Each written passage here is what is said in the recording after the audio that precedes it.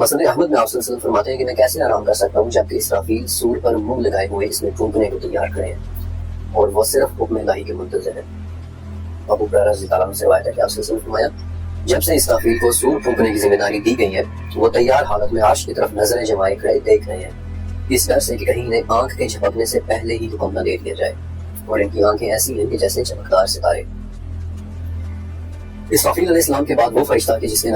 جن کے نام سے تقریباً سبھی مسلمان واقف ہیں، حضرت جبرائیل علیہ السلام، جن کا 4 مرتبہ قرآن پاک میں نام سے ذکر ہے، 2 مرتبہ سورہ بقرہ میں، سورہ نحل اور سورہ تحریم میں، اور 2 جگہ انہیں ایک زبردست قوت والا اور ایک ایمانت دار فرشتہ کہا گیا ہے، یعنی کہ سورہ نجم اور سورہ شعراء میں۔ جبرائیل علیہ السلام وہ فرشتے ہیں کہ جنہوں نے کئی انبیاء کے ساتھ کمیونیکیٹ کیا ہے اور ان کے سپورٹ بڑی طاقت اور قوت والے کام ہیں، مثلاً وحی کا لانا یا قوموں پر شدت والا عذاب لانا۔ علی بن حسین رحمۃ اللہ علیہ کہتے ہیں کہ ان کا نام عبداللہ ہے، یہی وہ فرشتے ہیں کہ جو پہلی وحی یعنی اقرا بسم ربک الذی خلق لے کر نازل ہوئے تھے، اور یہی وہ فرشتے ہیں کہ جو آپ صلی اللہ علیہ وسلم کو اپنے ساتھ معراج کی رات 7ویں آسمان پر اور سدرۃ المنتہا تک لے کر گئے تھے۔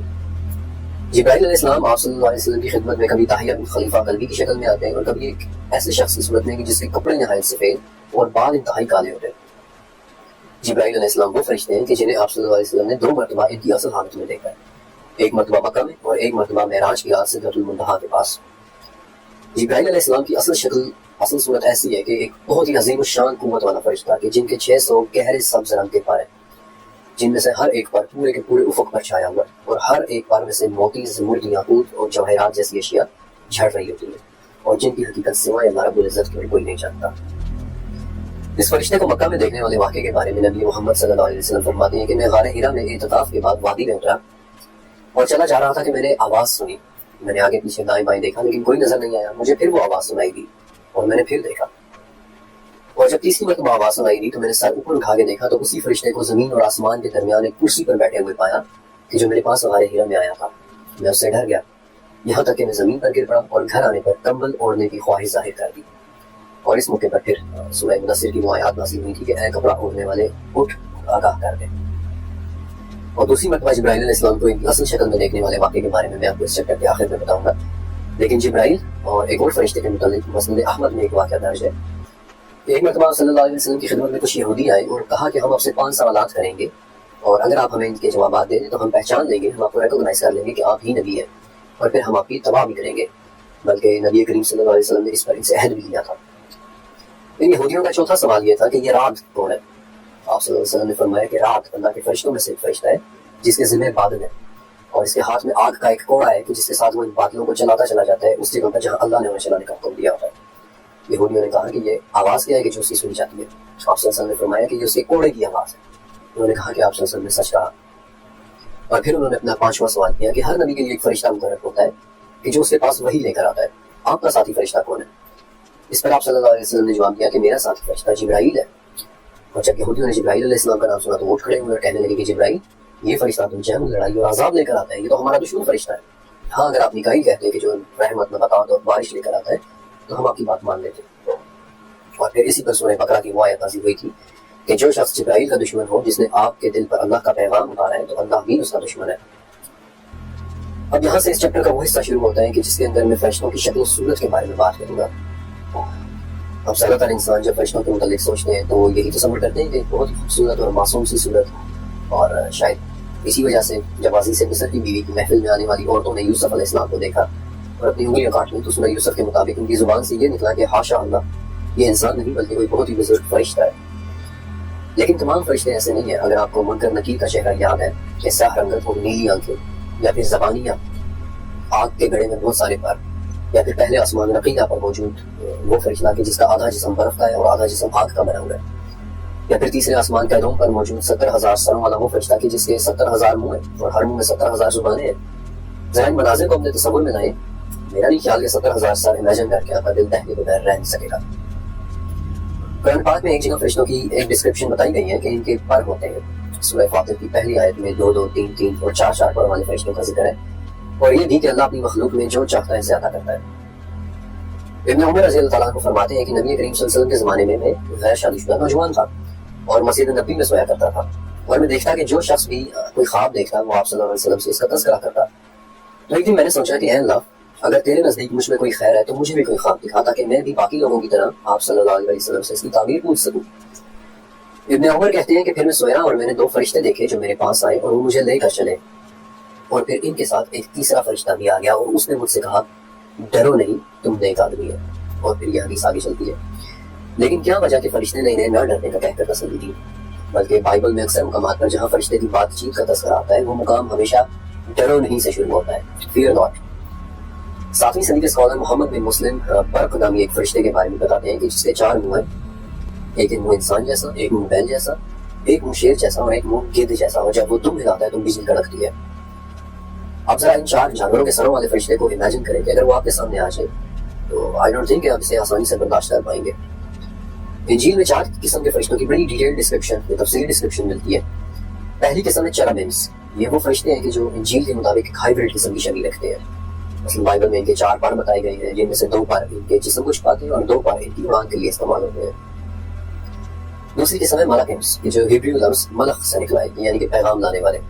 اور بائبل کے مطابق دیکھنے میں یہ انسانوں کے سب سے زیادہ مماثلت رکھنے والے فرشتے ہیں، یعنی کہ انسان کی صورت میں آنا جانا وغیرہ۔ تیسری قسم ہے سرافیمس، اور ان کا ذکر بک آف عیسائیہ میں ہے، جس کے مطابق ان کے 6 پر ہوتے ہیں، جن میں سے 2 پر تو اڑنے کے لیے استعمال ہوتے ہیں، 2 پر اپنے سر کو چھپانے کے لیے اور 2 پر اپنے پیروں کو چھپانے کے لیے۔ اور اگر کبھی آپ ترکی گئے ہو یا آپ نے ہایا صوفیہ وزٹ کیا ہو تو ہایا صوفیہ کی چھت پر بنی ہوئی تصویر دراصل سرافیمس ہی کی ہے۔ اور بائبل کے مطابق چوتھی قسم اوفانمس ہے، یہ جو شاید سب سے زیادہ عجیب شکل کے فرشتے ہیں، آسمان میں اڑتے ہوئے سونے کے پہیوں جیسے فرشتے جن کے باہر کئی آنکھیں بنی ہوئی ہوتی ہیں۔ مشکات اور مسند احمد میں ایک حدیث ہے جس کی صحت میں تھوڑا شک ہے، البتہ اس میں 8 ایسے فرشتوں کا ذکر ہے کہ جو پہاڑی بکروں کی شکل میں ہیں اور جن کے کھروں اور گھٹنوں کے درمیان اتنی لمبائی ہے کہ جتنی ایک آسمان سے دوسرے آسمان کے درمیان تک فاصلہ۔ لیکن اس سے پہلے کہ یہ چیپٹر ختم ہو، میں آپ کو فرشتوں کی 2 ایسی اقسام کے بارے میں بتانا چاہتا ہوں جو ایک بہت ہی پراسرار آرڈر یا درجے سے تعلق رکھتے ہیں، اور ان کا ذکر سورہ غافر میں ہے۔ عرش کے اٹھانے والے اور جو ان کے آس پاس ہیں اپنے رب کی حمد کے ساتھ تسبیح بیان کرتے ہیں اور اس پر ایمان رکھتے ہیں۔ عرش کے اٹھانے والے 8 فرشتے جن کے بارے میں جابر رضی اللہ تعالیٰ عنہ کہتے ہیں کہ مجھے اجازت دی گئی ہے کہ اللہ کے عرش کو اٹھانے والے فرشتوں میں سے ایک فرشتے کے بارے میں بتاؤں کہ اس کے کان سے لے کر اس کے کندھے تک کا فاصلہ 700 سال کا ہے۔ ابن عباس رضی اللہ تعالیٰ عنہ سے مروی ایک حدیث کا مفہوم ہے کہ جب ہمارا رب کسی کام کا فیصلہ کرتا ہے تو عرش کے اٹھانے والے فرشتے اس کی تسبیح بیان کرتے ہیں، پھر ان کے قریب والے فرشتے بھی اس کی تسبیح بیان کرتے ہیں، اور ایسے ایک کر کے وہ تسبیح نچلے آسمانوں تک آتی ہے، یہاں تک کہ دنیا کے آسمان تک پہنچ جاتی ہے۔ پھر عرش کے قریب والے فرشتے ان عرش اٹھانے والوں سے پوچھتے ہیں کہ ہمارے رب نے کیا فرمایا ہے، سب ان کو خبر دیتے ہیں، اور پھر اوپر کے آسمان والے نچلے آسمان والوں کو خبر دیتے ہیں، اور ایسے ایک کر کے آسمان سے خبر نیچے تک آتی ہے، یہاں تک کہ وہ خبر دنیا کے آسمان تک پہنچ جاتی ہے۔ اور یہ وہ جگہ ہے جہاں سے پھر جنات اس خبر کو چوری کرنے کی کوشش کرتے ہیں، اور اللہ کا یہ فیصلہ کرنا ان فرشتوں کو ایسے سنائی دیتا ہے کہ جیسے کسی صاف چکنے پتھر پر زنجیر چلانے سے آواز پیدا ہوتی ہے، اور ان فرشتوں کے دلوں پر گھبراہٹ طاری ہو جاتی ہے، اور اس سے وہ اپنے پر پڑانے لگتے ہیں۔ اور عرش کو اٹھانے والوں کے آس پاس یہ کون سے فرشتے ہیں؟ ان کا ذکر مجھے قرآن پاک میں 4 مختلف مقامات پر ملا جہاں انہیں مقربون کا نام دیا گیا ہے، یعنی قریب رہنے والے مقرب فرشتے۔ سورہ مطففین، سورہ نساء، سورہ غافر، سورہ حامیم سجدہ، بلکہ سورہ حامیم سجدہ کے مطابق مقربون عرش اٹھانے والوں سے مختلف آرڈر یا درجے کے فرشتے ہیں کہ جو ہر وقت سبحان اللہ کی تسبیح بیان کرتے ہیں۔ سورہ مطففین کے مطابق یہی وہ مقربون ہے کہ جو عرش کے قریب موجود علیین کو دیکھ رہے ہیں۔ علیین کے جس کا مطلب بلندیوں کی بھی بلندیاں ہیں، ایک لکھی ہوئی کتاب ہے جہاں نیکوں کی روحیں اور ان کے نامہ اعمال محفوظ کیے جاتے ہیں، اور مقربون ہمیشہ اس کے پاس رہتے ہیں۔ یہی وہ مقربون ہے کہ جن کے متعلق خواجہ میر درد نے وہ مشہور شعر میں لکھا تھا کہ درد دل کے واسطے پیدا کیا انسان کو، ورنہ طاعت کے لیے کچھ کم نہ تھے کروڑیاں۔ مقربون، کروڑیاں، حمد بیان کرنے والے فرشتے۔ اور حیرت کی بات یہ ہے کہ 3500 سال پرانے عاشوری لٹریچر کی اسٹڈی کے دوران مجھے ایک لفظ ملا تھا قارئ، کہ جو ایک ایسی مخلوق کے لیے استعمال ہوتا ہے جو ہر وقت تعریف بیان کرتی ہے۔ اور ان مقربون یا کروبیاں کے متعلق بہت زیادہ تفصیل 13ویں صدی میں لکھی جانے والی کتاب العجائب و غرائب الموجودات اس کے اندر بھی ہے، لیکن وہ تفصیل پھر کسی اور دن کے لیے۔ 7ویں آسمان غریبہ سے لے کر عرش تک، ان دونوں کے درمیان عرش کے اٹھانے والے فرشتوں، اسرافیل اور مقربون کے علاوہ اور کون کون سے فرشتے ہیں یہ ہمارے علم سے باہر کی بات ہے، اس سے آگے کیا ہے کوئی نہیں جانتا۔ جیسے سورہ طٰہٰ کی 110ویں آیت کی تفسیر میں ہے کہ اللہ نے یہ قرآن نازل کیا، اس میں ان چیزوں کا علم ہے کہ جن سے اللہ نے اپنے بندوں کو مطلع کرنا چاہا، یعنی نشانیاں، ہدایات، اللہ کی رضامندی اور اس کی ناراضگی کے احکامات، ماضی و مستقبل کی خبریں، ورنہ ان سب کے علاوہ بھی اللہ کی وہ مقدس صفات ہیں جنہیں نہ کوئی نبی جانتا ہے اور نہ ہی کوئی فرشتہ، الا یہ کہ اللہ تعالیٰ خود سے انہیں معلوم کروا دے۔ فرشتے حقیقت میں دیکھنے میں کیسے ہیں؟ سچ کہوں تو شاید انسان اس کے لیے تیار نہیں ہے، ریڈی نہیں ہے. انسان کا دماغ شاید اسے قبول نہ کر پائے، اسے سمجھ نہ پائے، وہ خوفزدہ ہو جائے، گھبرا جائے. فرشتے رب ذوالجلال کی طاقتور ترین مخلوقات میں سے ایک ہے جنہیں سائنس کبھی سمجھ نہیں سکتی، اور اسی لیے فرشتوں پر مبنی اس پورے چیپٹر میں سائنس کے ریفرنسز مجھے میرے پاس نظر آئے. لیکن جاتے جاتے میں آپ کو ایک سائنٹیفک نقطۂ نظر ضرور دینا چاہتا ہوں کہ 1964 میں بیورکان کانفرنس کے دوران ایک رشین سائنٹسٹ نیکولائی کرداشیو نے ایک بڑا دلچسپ پیمانہ پیش کیا تھا، ایک تھیوری پیش کی تھی. انسان کی اہلیت اور اگر کائنات کے اندر انسان کے مقابلے میں کوئی اور مخلوق موجود ہے تو اس کی اہلیت کا پیمانہ، اسے کرداشیو اسکیل کہتے ہیں. اس پیمانے کے مطابق اگر کائنات میں انسان کے علاوہ بھی کوئی مخلوق موجود ہے تو کامن سینس کی بات ہے کہ یا تو وہ انسان سے کم ایڈوانسڈ ہوگی، یعنی بالکل بیسک قسم کی زندگی، یا پھر انسان سے زیادہ ایڈوانسڈ ہوگی. اور اگر وہ مخلوق انسان سے زیادہ ایڈوانسڈ ہوئی تو نیکولائی کرداشیو کے حساب سے وہ 3 اقسام بھی ہو سکتی ہے. پہلی قسم کہ وہ اپنے سیارے کی ساری انرجی کا استعمال کرنا جانتی ہوگی. اگر ایسا ہے تو وہ ٹائپ 1 مخلوق ہوگی، اور اس حساب سے دیکھا جائے تو انسان پورا ٹائپ 1 مخلوق بھی نہیں ہے، کیونکہ ابھی تک ہم اپنی زمین کی پوری انرجی استعمال کرنے سے صدیوں دور ہیں. دوسری قسم کہ وہ اپنے سیارے کے علاوہ اپنے سورج کی انرجی کا بھی استعمال کرنا جانتی ہوگی، اور اسے نیکولائی نے ٹائپ 2 مخلوق کا نام دیا تھا. اور تیسری قسم وہ ہوگی کہ جو نہ صرف اپنی زمین بلکہ اپنے سورج بلکہ اپنی پوری کہکشاں کی انرجی کو استعمال کرنا اور اسے کنٹرول کرنا جانتی ہوگی، اور وہ ٹائپ 3 مخلوق ہوگی. اور اس مخلوق کے استعمال میں اپنی کہکشاں کے تمام بلیک ہولز، وائٹ ہولز اور ورم ہولز بھی ہوں گے. اور ہمارے یعنی انسان کے ساتھ ان کی ٹیکنالوجی کی مثال ایسی ہوگی کہ جب ہم یعنی انسان کسی دور دراز کے سیارے پر کوئی سگنل بھیجنا چاہیں تو ہمیں اس کام میں کئی ہفتے لگ جاتے ہیں، لیکن اگر یہی کام ٹائپ 3 کی مخلوق کرے تو وہ صرف اور صرف اسے 3 سیکنڈز میں کر لے گی. اب چونکہ نیکولائی کرداشیو کے نزدیک اس سے زیادہ ایڈوانس مخلوق ممکن نہیں تھی، اس لیے اس نے ٹائپ 3 سے اوپر یہ تھیوری پیش بھی نہیں کی. لیکن آج اس پیمانے میں مزید 2 اضافے ہو چکے ہیں. ایک ٹائپ 4 مخلوق بھی ہو سکتی ہے کہ وہ مخلوق جو نہ صرف اپنی کہکشاں اور اس کے ورم ہولز یعنی دروازوں یا شارٹ کٹس کو استعمال کرنا جانتی ہوگی، بلکہ ٹائپ 4 مخلوق اس پوری کائنات کے ورم ہولز کا استعمال کرنا جانتی ہوگی. اور پھر اس سے اوپر ایک اور ٹائپ ہے، ٹائپ 5 مخلوق، کہ جو نہ صرف اس کائنات بلکہ اس کائنات کی پرے کی کائناتوں تک بھی رسائی رکھتی ہوگی، وہاں کی حقیقتوں تک بھی رسائی رکھتی ہوگی. اب میرا آپ سے ایک سوال ہے کہ میں نے آج آپ کو بہت سے فرشتوں اور اللہ کی طرف سے انہیں دی گئی صلاحیتوں کے متعلق بتایا. وہ فرشتے جو آسمانوں کے دروازے کھول کھول کر نبی کریم صلی اللہ علیہ وسلم کے پاس قرآن کی آیات کی مبارک باتیں لے کر آیا کرتے تھے. وہ فرشتے جو اللہ کے حکم سے محمد رسول اللہ صلی اللہ علیہ وسلم کو راتوں رات مسجد حرام سے مسجد اقصیٰ اور پھر مسجد اقصیٰ سے پہلے آسمان رقیہ کے دروازوں تک اور وہاں سے پھر دوسرے آسمان آسفلون تک، وہاں سے پھر تیسرے آسمان کیدون تک، حالانکہ یہ تمام آسمان ایک دوسرے کے مقابلے میں صحراؤں کے اندر پڑی ہوئی انگوٹھیوں کی طرح ہیں، یہاں تک کہ 7ویں آسمان غریبہ کے دروازوں پر دروازے کھلواتے لے کر چلے گئے. کیا آپ اللہ کی اس بے پناہ طاقتور مخلوق کو کسی کرداشیو اسکیل یا پھر کسی ہماری معمولی سی سمجھ کے مطابق بنائے گئے کسی الیکٹرو میگنیٹک اسپیکٹرم پر ڈھونڈنے کی کوشش کر سکتے ہیں؟ ان مائی پرسنل اوپینین کہ یہ بات سوچتے ہوئے بھی شرمندگی ہو جائے. ہمارا دماغ فرشتوں کو دیکھنا کیلکولیٹ کر ہی نہیں پائے گا، بلکہ فرشتے تو بہت دور کی بات ہے. میں آپ کو ایک ریئل لائف ایگزامپل دیتا ہوں. اینتھروپولوجی یعنی انسان کی اسٹڈی کا ایک کانسیپٹ ہے فرسٹ کانٹیکٹ، یعنی کیا ہوگا جب 2 مختلف جاندار اس طرح سے ملے کہ انہیں پہلے سے ایک دوسرے کی موجودگی کا پتہ نہ ہو. اب میں آپ کو ایک صرف چھوٹی سی مثال دوں گا، ایک ریئل لائف ایگزامپل.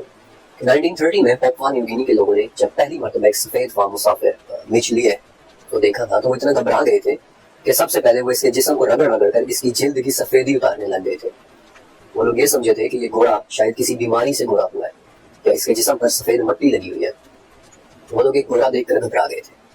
انسان بڑا ہی کمزور دل ہے، یہ فرشتوں جیسی قوت والی اور روبدار مخلوق کو دیکھنا برداشت ہی نہیں کر پائے گا. اب اس چیپٹر میں نے آپ سے وعدہ کیا تھا کہ آخر میں آپ کو نبی کریم صلی اللہ علیہ وسلم کے حضرت جبرائیل علیہ السلام کو دوسری مرتبہ ان کی اصل شکل دیکھنے کے بارے میں بتاؤں گا. سورہ نجم 5ویں سے 18 نمبر کی آیات میں ان آیات اور معراج کی مختلف احادیث کا خلاصہ آپ کے سامنے رکھ رہا ہوں کہ نبی کریم صلی اللہ علیہ وسلم نے معراج کی رات اللہ تعالیٰ کے بنائے ہوئے کچھ عظیم الشان مشاہدات کیے تھے.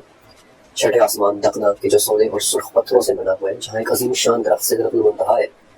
جس کی جڑیں چھٹے آسمان دقنا اور شاخیں 7ویں آسمان غریبہ تک جاتی ہیں. ایک ایسا درخت جس پر سونے سے بنے ہوئے پروانے منڈلاتے رہتے ہیں اور دنیا کی کوئی مخلوق اس کے رنگوں کی خوبصورتی کو بیان نہیں کر سکتی.